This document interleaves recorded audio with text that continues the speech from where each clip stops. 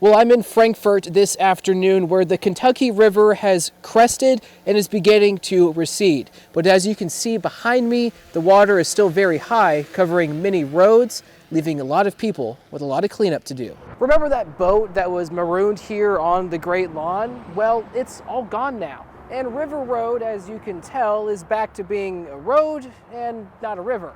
Police say thieves are increasingly targeting streetlights like these in search of the copper inside. It's a public safety issue that's leaving drivers in the dark. Hey, good evening, guys. Yeah, we were finally able to get some information confirmed after the situation all developed a little after 3 in the afternoon. Well, we know that at least 7 people have been injured in this shooting. No deaths have been reported as of yet. The sirens in this area did go off. People heeded those warnings, got to shelter, and were able to ride out the storm safely.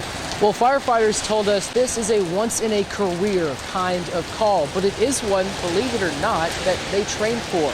Today was about putting that training into action.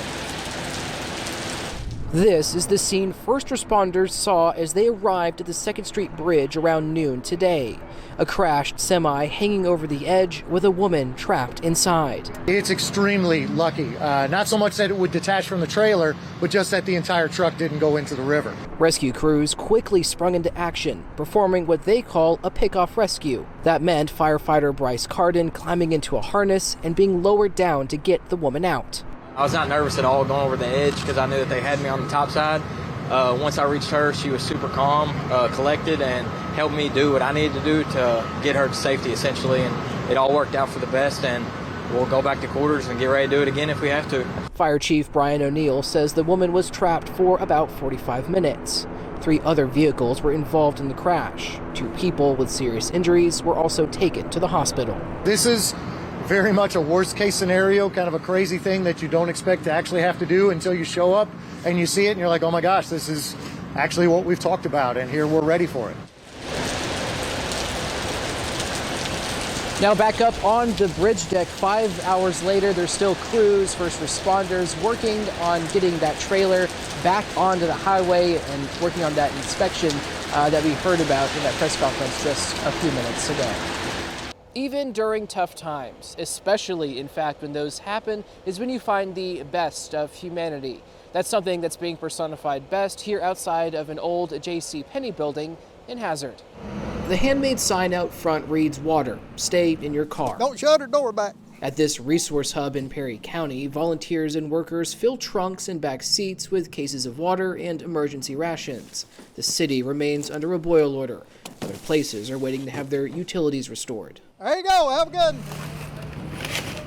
With his cup of coffee and positive attitude, Bud Farler quickly makes his way through the remaining supply pallets. Well, I just started back yesterday, but it's been a few years, actually, off and on. Farler helped with relief efforts after the 2022 flood. Now he's back at it. And this ended up kind of being home. You have a good day. After the historic flooding a few years ago, Hazard's main hospital, the Appalachian Regional Medical Center, took up shop in this old department store. Last year, they assisted with the relief efforts in North Carolina, and now they're once again helping their own. We've had over 50 employees that's been affected just here. So you can imagine if I have 50 employees at this is a business all over, and everyone's been affected. And even in the face of yet another tragedy that's taken the lives of 14, there will be people like Bud Farler, Y'all have a good day. who show up to give back. I want to be a help to people. And God's blessed me with health. I'm 71 years old. And He blesses me with the health and the ability to get out and do it. As long as He does, I'm going to get out and do it. Just upstream from the modest Heinemann downtown is a 2-story stone building where hard work and hands-on experience is creating real change. You just want to kind of walk it around through there. Change personified best by Nathan Smith, who now spends his days above ground, working at the Troublesome Creek Stringed Instrument Company. I worked underground for 10 years roughly, maybe a little over. Smith's life mirrors that of many across eastern Kentucky. After working in the coal mines, he got hooked on drugs and fell into trouble. It was kind of hard to go elsewhere and find other kind of employment because they had never done anything else but coal. But a drug court program led him here about 5 years ago. Today, he's one of around a dozen or so workers employed full-time here, handcrafting instruments such as guitars, dulcimers, and mandolins.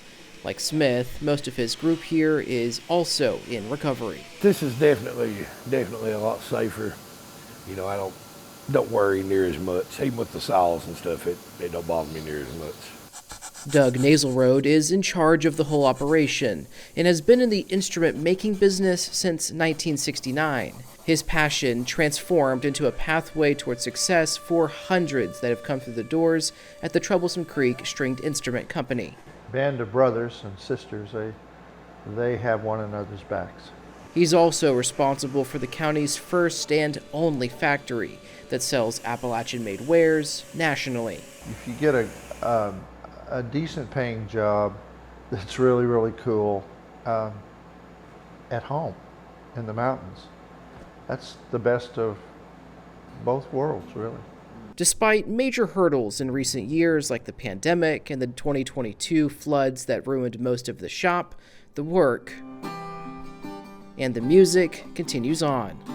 I battled addiction for 25 years, and this program was probably one of the best things that ever happened to me. It's changed my life completely. A testament towards giving hard-hit communities a second chance. Reporting in Hindman, Mason Brighton, Spectrum News. If I were the governor, I would have voided the result of the lottery and done it over again. Outgoing State Senator Whitney Westerfield says he's one of several lawmakers who are not pleased with how the state's lottery system for awarding medical cannabis dispensary licenses has played out. The administration clearly underestimated the extent to which these companies would try to game the lottery, which is exactly what they've apparently done. Spectrum News requested the business applications of the 36 LLCs awarded a license so far. We found out that around 80% came from applicants with out-of-state addresses, and that 4 awardees were associated with the same Arkansas-based company, Dark Horse Cannabis. On Monday, Governor Andy Beshear told Spectrum News each of those 4 businesses had different owners listed and is above board. And the company might have solid books and might be on the up and up and may not have been prosecuted for any wrongdoing anywhere it's doing business, but they abused this lottery, and that doesn't pass the smell test for me, and it makes me suspect of everything else they're going to do. State Senator Damon Thayer voted for medical marijuana after opposing it for a long time. He hopes to see the program benefit those seeking relief. I hope that the implementation goes well and that we don't lose control of it, and that it helps people get relief from pain and chronic diseases that they can't otherwise get relief from. This is a program, because of the nature of it, that needed to be done flawlessly. The implementation and the rollout of this program needed to be done without any missteps. And this is a doozy of a misstep.